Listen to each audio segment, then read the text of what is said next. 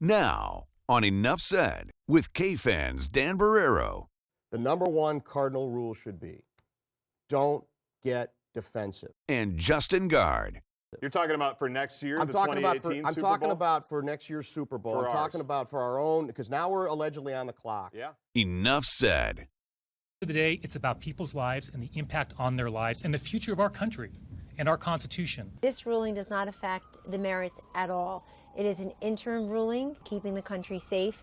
It's not just a promise he made as a candidate, it's his duty and responsibility as President of the United States. The name of the program is Enough Said. My name is Dan Barrero. Justin Guard is with me, and Lori Fisher will get us started back in the control room. Hi, Lori. Hi, guys. A big setback for the White House. A federal appeals court in San Francisco upholding the suspension of President Trump's travel ban from 7 predominantly Muslim nations. President Trump outraged, as you might imagine, tweeting, "See you in court. The security of our nation is at stake." Dan, is this what you expected to happen? Well, I don't know. I mean, I'm thinking about our guy Rosenbaum this week. Me too. Because this would be the perfect time to have him with, I hope it'd be nice, both of us, but in any case, this is in his wheelhouse. I'm not a great legal mind.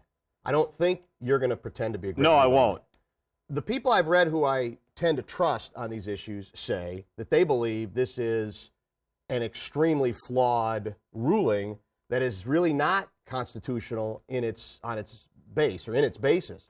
The problem I think that I have in feeling too bad for the Trump administration is there's a thing that I've learned about called judicial meddling. And what they tell me is judicial meddling is more likely to happen when you craft either a piece of legislation, or in this case an executive order, that's as poorly put together, as poorly vetted as this, as broad as this, in a case where they didn't even do a good job on the front end, his lawyers explaining the sort of the factual basis for it. And in those situations, often courts step in. I don't think it guarantees, though, that higher court doesn't end up reversing it. But to a certain degree, I think Trump has himself to blame for if it is judicial meddling, them going down that road. That second part is exactly the biggest key, and it could be the teachable moment. It could be a teachable moment or a teachable lesson in slow down a little bit, take a look at something, That's not gonna happen. have people look at it, make sure that, because I did read the review for what that's worth, not all 29 pages, I skimmed it, and there were some lawyers that broke it down. Fancy words. One of the big issues, though, was you rolled it out and then changed stuff immediately. So we don't know what city you're in, to use a phrase that we use on the radio a lot. So that, I think, is the biggest lesson out of this if you're Trump. Now, are they capable of learning the lesson and going, we can't just sign a bunch of stuff and say that it's going through, because they are meddling in it now, and they are picking it apart a little bit. And it's because it was vetted so poorly and it was rolled out so poorly. Well, there's one of the reports out of Washington is they're already working on a new one, more carefully tailored one. Yep. But you're back to, even if your whole game is, this is the way we want to do it, we want to throw Molotov cocktails into the room. In the end, if you also want to get action, don't you have to go a little slower to give yourself the best chance to succeed? To convince other people that it's the right thing to do, too, right? Yeah, and as it goes back to, as you said, they roll it out, they go, green card people? Nope, they're not accepted. And then a day later, it's, green card people, you're okay. They're fine. And all of that contributed to the notion that the court has that you're kind of making it up as you go along, and you haven't done a good job on the front end. And that's why it's easier for us to say, at least at this court level, we're going to at least hold off on whether you can go forward. One thing is scaring me about people, in the court even did say this, the 7 countries on the list, nobody has come over here and done anything, and we've talked about that. That's not a reason to not do it. There are still some dangerous people in those countries that we need to worry about. The worst reason to say not do it. Yes. You're supposed to be preventive, trying to do preventive work as Exactly. opposed to reacting after a terrorist attack. Sorry, guys. We have to move on. We want to talk about the Super Bowl. Tom Brady and the Patriots with the greatest Super Bowl comeback in history. Down 19 points in the fourth quarter, Brady rallied them back to win the Super Bowl. Could we ever see a comeback like this again? Justin? I doubt it. I'd love for it to happen. If the Vikings are in a Super Bowl. Back-to-back years, what are the? Go ahead and do the analytics on that. Well, I would say if the Vikings were ever in a Super Bowl, I could see it happening to them like it happened to Atlanta. I couldn't see it the other way around, but it was tremendous. First of all, it was interesting. People are saying it was a boring game until the comeback started. I disagree, because there was interest for me and just how badly the Patriots were playing. We see the Patriots every year, it seems, in the Super Bowl. We've never seen them So lay an how egg is this like happening? that. Is Atlanta that good? That's what it was Yeah. for me was, gosh, Matt Ryan, Matty Ice, look at these guys. And then the comeback starts, and everything that needed to happen, including a turnover, 2-point conversions, third down conversions. Brady had to be almost perfect. It all happened. It was, to answer Lori's question, I don't think we'll ever see it again. No, I don't think it's possible. And, I mean, the nightmare, of course, is the Packers get there. Or Blair Walsh gets there. I think we'd probably rather have Blair Walsh get there. I'd rather now have that Blair he Walsh. has, joined the Seattle. Yes. My advice on beyond the football part to all of us, even though I'm not one of us, is the number one cardinal rule should be don't get defensive. You're talking about for next year, I'm the talking 2018 about Super Bowl? I'm talking about for next year's Super Bowl. For I'm talking ours. about for our own, because now we're allegedly on the clock. Yeah. So the weather jokes are going to come. There's They've already nothing started. you can do about them. Don't be in the more you chafe at that and say, you know what, we do like it here and we like the weather.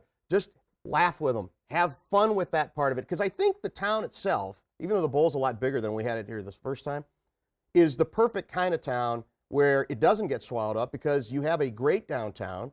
I don't know if St. Paul's going to be that involved. You got another downtown that can be.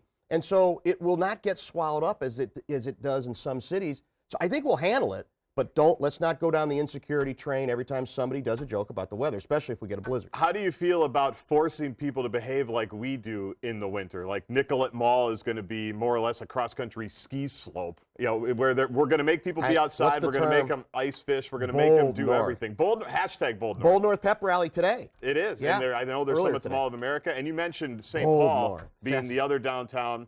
I'm hearing the Mall of America is going to play as big a role, that area, as maybe even downtown Minneapolis. There's going to be all kinds of things. So it's almost like you were in Dallas for years. It's almost like a little mini Dallas with the megaplex there. I just don't think we should expect people to embrace all the winter stuff. They're here for the game. Yes. Right? And they're here for the pomp and the circumstance and not so much. I don't think just because they don't get into the winter experience and get their fat bikes out, and bring them with them from Dallas and Miami and all those places, that doesn't mean they're bad people. That's just we're just going to have to accept that. Would you rather that we get a day like today for Super Bowl week where it's in the 40s and it's sunny and it's nice, or a day like earlier in the week when it was single digits? Do you want it to be as cold as humanly possible? No, I want a blizzard? I want what's going on in Boston right now? On like Thursday. Why? Oh, it'd be fun to see to see how people react? It's the ultimate challenge for us. See how we handle it. Well, we know how to handle it, but the outsiders know how to handle it. Well, it'll get ugly then, there's no question. So moving on, we know that the Super Bowl 52 is at the U.S. Bank Stadium, and this week at the Capitol,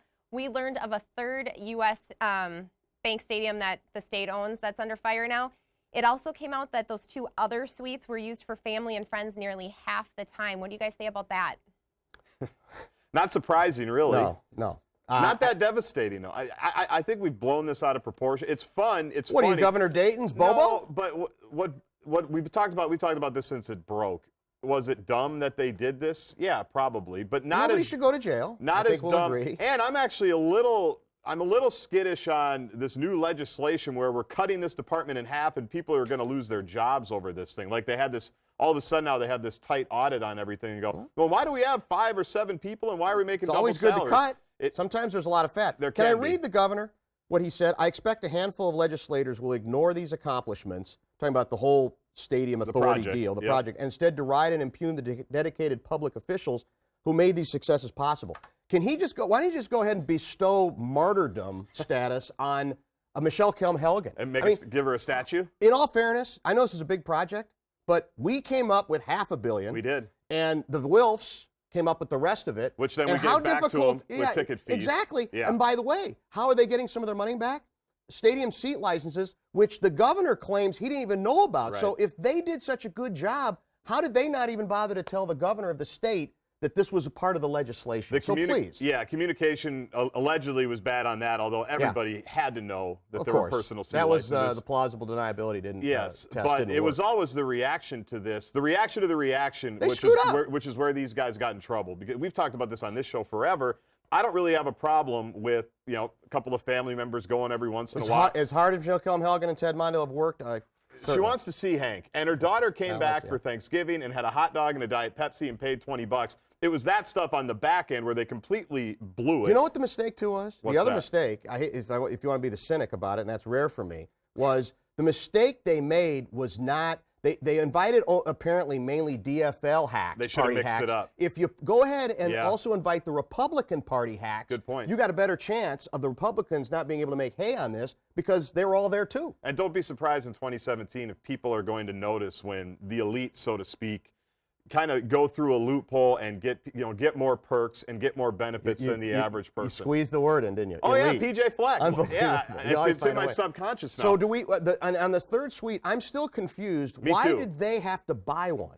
I don't understand it. And as I understand, we're kind of behind the projections on That's what it paying sounds that like. off. Well, So the Vikings why didn't did have we a have very to get good in year. on that? They didn't have a very good year. They were going to probably make some money. I bet they sell for the Super Bowl.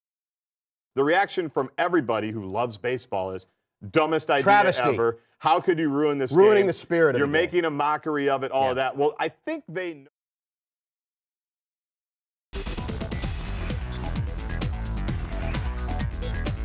Charles Oakley is involved in something. They need security in a big way. Security is there. Oakley now being taken off. Back to Enough Said, former New York Knicks player Charles Oakley escorted out of Madison Square Garden Wednesday night. He was later arrested on 3 counts of assault. The team says Oakley was behaving in a, quote, highly inappropriate and completely abusive manner. Oakley has been very critical of the Knicks owner, who was sitting right by all this. Guys, this got ugly fast. Dan? It's the visuals on this are awful for a franchise that, is in utter chaos. I mean, historically, the Timberwolves have been the biggest laughingstock in all of basketball, if anybody's paying attention to the flyover country. This is New York, New York. It's the Garden. And they're way ahead of us now. You have a legend in charge of the organization who is affecting his legacy. Phil Jackson. Phil Jackson. It's getting that bad. And you've got a team that's a mess. You've got Carmelo Anthony apparently being trolled on Twitter by Phil Jackson. And now you have Charles Oakley, who apparently hates the owner and has criticized him because he's been a terrible owner. Not alone in that. And regard. not alone in that part. And, my gut told me that the players were making Oakley a little bit too much of a martyr because he's Charles Oakley and he was a popular player and he was a tough guy on the basis of what I saw. And it looked to me like he was culpable in a large area. But now I come to find out, in fact, you told me that earlier today, the Knicks have fired their head of security, even though every press release has been Oakley needs to go get help. Oakley was the problem. Is that not sending mixed messages? Well, that second part, that's a little presumptuous. Yes. I don't trust the Knicks with anything. Why would you? They have no equity, like you said. So that part actually really almost leads me to believe that they know that they were in the wrong in this as well. They just fired the guy, like you said. But to throw that out there, we know nothing about Charles Oakley if he needs help, right? There's been nothing public on that or anything like that. Whether he's challenged a lot of people. Didn't he challenge Barkley to a fight too? Well, who hasn't? Yeah, well, that's and true. like you said, when he played in the 80s and 90s, that was the era, right? There were tough guys like that on almost every team. So I don't whether Charles Oakley needs help or not. It's not public information. I don't like It's the the wrong Knicks way to say it. jumping that and presuming and throwing it all on Charles, and being patronizing because we don't know. We've heard wildly different accounts from people that were right there of how this Even thing among escalated. witnesses. But see, here's the thing. I think, as you say, the Knicks have so little equity that I think a lot of people want to believe they're the villains here just because they can't stand Dolan, the owner. Yeah. They can't stand the direction that a once proud franchise is going. And I still think you got to, okay, well, let's look at the facts of the case. Nobody wants to stand tall for the Knicks. No. At this point. I get that. But how can it escalate that quickly if nothing really happened? And he'd been in this seat for like 5 minutes. Yeah, it wasn't very long. So the issue is, does that mean security literally saw him and went over there? Because then, of course, they've got some trouble. The guy got fired. Enough said. Great. Let's move on to baseball. Major League Baseball is going to test out a rule in the minor leagues. It would start extra inning games with a runner on second base. This could potentially help speed up the games. When could it expand into Major League? That's a whole other question, Justin. Yeah, it might. And I think they're being very Minnesotan, and I'm talking about Major League Baseball and minor league aggressive, baseball. you mean? I think this is a passive-aggressive, because what's been the reaction, except by you, because you love We'll get this, to that and in a minute. I know you'll get to it. The reaction from everybody who loves baseball is, dumbest idea Travesty. ever. How could you ruin this Ruining game? the spirit of You're the game. making a mockery of it, all of that. Well, I think they know that. I think what they're trying to do is be passive-aggressive about it and just throw a bunch of terrible ideas out in the hopes one sticks that you can, that you can then have the conversation that I think you want to have and say, okay, we won't do that, as Ron would say, but We can't take a million seconds in between at bats. You can't, roll through the signs a million times. We've got to do something, guys, so you come and give us a better idea if you don't like this one. That's exactly why I'm all for it, because I don't think you're ever going to convince the powers that be, umpire. We got a very strong baseball. It's the strongest sports union in sports, right? Is baseball players. I don't think you're ever. The travesty has been how the game has changed. And I'm not a shot clock guy. Baseball is supposed to be different. I grew up with that. But there was sort of a built-in respect and a built-in shot clock that said, I'm not going to get in and out of the batter's box 11 times and adjust my wrists, my jock, everything about me every time. And that's where we are today, and that has contributed, that and pitchers who have to, pace the mound, hypnotize themselves, and talk themselves. Run through the signals again. So to me, that's why that's the travesty, and that's not going to change. I'd actually prefer bases loaded, nobody out to start the inning. Even better chance to score at that point. Nobody out? Maybe they just do obviously there's nobody out. Do it like football. We just had it for the Super Bowl. If you hit a home run in the top of your inning, the game's over. If you hit one the opposite way and somebody scores, the other team has a chance. If you hit a home run, it's just like a touchdown. Any other run scored, it's like a field goal. Even if it's the top of the inning. Yes, that's what I'm saying. You can just end it just like that. Yeah. But they do have to do something. When did we lose control of this? Mid-'90s? Chuck Knobloch was the famous one here with the batting gloves, staring at the bat, doing all of those things. Is that about when we started losing control of this? That's as good a time as any. And that's what's got to change. And maybe this is, like you said, their way of trying to get everybody's attention. Well, they got it. Everybody's talking about it. Okay, sad news this week. Minnesota Broadcast Hall of Famer Ray Christensen passed away. He was the voice of Gophers football and basketball for more than 50 years. A loss of 3, a gain of 3. It's 3rd down and 10 to go. Now the pass intended for Johnson, led him perfectly. He cuts back, goes to the 5 and strikes loose into the end zone. He was 92 years old, a big loss, guys. Yeah, I mean, I got to know him a little bit back in my Inkstein Wretch days. I never knew him well. I'm not sure you had a chance to talk to him, but I have been around this town now long enough to understand how much that voice meant to people. And if you go back as far back as he does, you're going back to a time where not every game was on TV. And, we didn't, now you can get anything you want at any moment or DVR it or whatever. So your link often on road games and even home games might be just the radio and where you are and the old deal of you're actually using your own imagination to fill in the part that he's describing as well about what it might be like in a gym. And, people get comfortable with that voice. They became very comfortable with his voice. He wasn't an over-the-top guy, but he was an effective guy, an expressive guy, and the play-by-play guys you grew up with mean a lot to people. It does, and we're getting out of the era of 50-year play-by-play guys. We've seen it because things have changed with all the TV, like you mentioned, and all the different radio networks. Gone are the days. They're very rare now, and maybe not. Maybe we will see guys keep going for 40, 50 years. Most of them gravitate, as you say, if they can, to the national because gigs, that's right? where the money is. That's where it's different now. Where he started in 1951. Think about it. And made it all the way basically and by the to my way, senior year of high school. Didn't he tell people that first year they didn't pay him, but he got a road per diem of $2.50. And then they paid. Well, then he got a 10 times raise the next year, $25 a game. And you're right. I'm from here. I am one of us. And there are so many things you associate. It is the cliched raking leaves in the fall. Yeah. I mean, we hear with my stuff on Gopher Radio, all the farmers that are in, they're out in the fields during harvest time doing all that. You've got hunters. There is as you know, you grew up with radio too. There's a certain mystique about radio guys. It's what drew me to the business, falling asleep with guys like that. And he got what everybody who gets into the business, he got it, and he got to leave a legacy that everybody wants to leave. Yeah, exactly. And he, as you say, radio, any of these play-by-plays with radio, the idea that it's in some ways it is romantic, but it is. I would be mad if I were Tom Brady. Like there were some people. Oh, come on. Well, he's won 5. I know he's got 4 already how that many are trophies framed? and.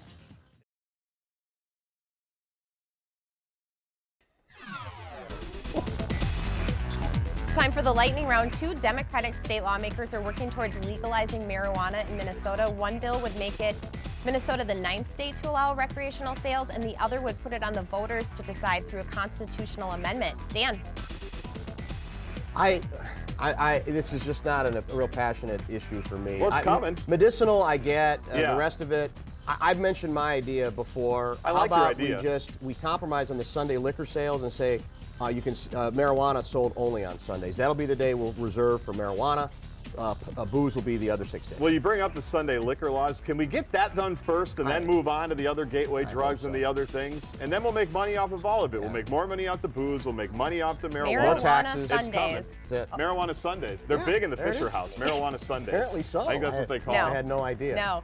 At the Capitol, bipartisan bill introduced to make Minnesota a hands-free state. If passed, we would join 14 other states that don't allow people to hold their cell phones while driving. Justin. Have you heard about the conspiracy theory behind these hands-free bills? That it's actually the wireless... Putin's fault? Well, he could be involved. Yeah. I don't think you can rule him out on anything. Okay. But it's the wireless carriers. They're the lobbies that are going in and saying, because they want to sell their fancy new phones with speakers. They want to sell their Bluetooth. They want to put stuff in cars.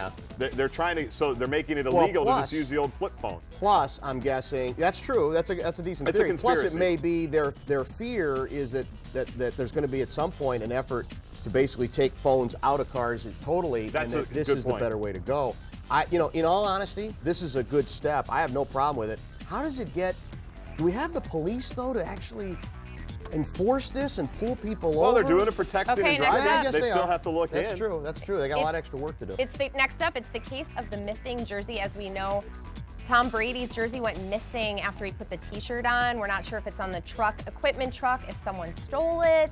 Justin, what do you think? It's this one. I would be mad if I were Tom Brady. Like there were some people. Oh, come on. Well, he's won 5. I know he's got 4 already how that many are trophies framed. And game-worn jerseys. You can never have enough. Well, this was the greatest comeback ever. And it sounds like he wanted to give the jersey to his mom. That's true. Okay, we got to keep moving. We talked about it last week. Lady Gaga was the halftime show. What did you guys think, Dan? I thought it was fine. We talked last week. I'm not a huge Lady Gaga person, but I thought the performance was solid. I didn't think it was political enough for you. Revolutionary, but it wasn't political enough for me. She didn't take enough shots at Donald Trump. Politics in your face if you're going to do it, or you're going to get thrown. I'm sure she's already been thrown out of the liberal cabal lodge, because she was not very frontal. It was very. If there was any protest, it was subtle. Okay, 1 minute left. Merriam-Webster updates its online dictionary with 1,000 new words and expressions, including binge watching, throw shade, and 5-hole, just to name a few. Justin? Kind of surprised that 5-hole and throw shade were not already in there, because they're a lot older phrases than binge watching. Binge watching is new now that everybody's got. Yeah, now you got Netflix and Amazon and all of that stuff. 5-hole's been around forever when it comes to hockey, and throwing shade has been around forever. You're the youngster here. I mean, what's the current throwing shade comment? Is there a new one that we can use? Good question. I don't know. Maybe next week I'll Lori, do maybe throwing shade has been around for a while. I'll look it up and get back to you. That's the one I hear all the time still. But it's been around a while. Okay, and if you have a bunch of weddings this spring, you can now gift pizza to the bride and groom. Domino's has launched a wedding registry. The company says that they often hear pizza is part of their big day. I went on it. It looks pretty user-friendly. Dan? Pizza wedding registry? I love does that mean? I love it. You can send pizzas to beforehand. You can send pizzas after. You can send some, breadsticks. You can send whatever. I hate to be a pizza snob, but I'd pick like Lou Malnati's. Well, tell them to put their money where their mouth is. Yeah. Tell them to start. Domino's is stepping up, and they're pioneers. If it works, it'll get stolen. I would love it. There's no question about it. I'm considering.